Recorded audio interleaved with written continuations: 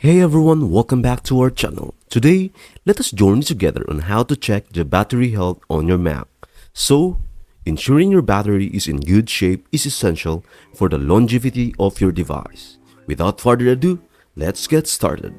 First, click on the Apple logo in the top left corner of your screen. From the drop-down menu, select About this Mac. In the About this Mac window, click on the More Info button. This will open the System Information window. Inside the System Information window, scroll down and click on System Report. In the left-hand sidebar, find the Power section. Click on Power to reveal detailed information about your Mac's battery. Now that you are in the Power section, you can see various details about your battery's health. Here, you will find crucial information such as maximum capacity.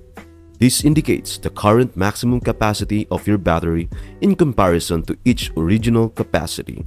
A higher percentage is better. Cycle count. This shows the number of charge cycles your battery has been through. Batteries have limited number of cycles, so keeping an eye on this is important. Condition. This field will display either normal if your battery is in good health or an alternative status if there are issues.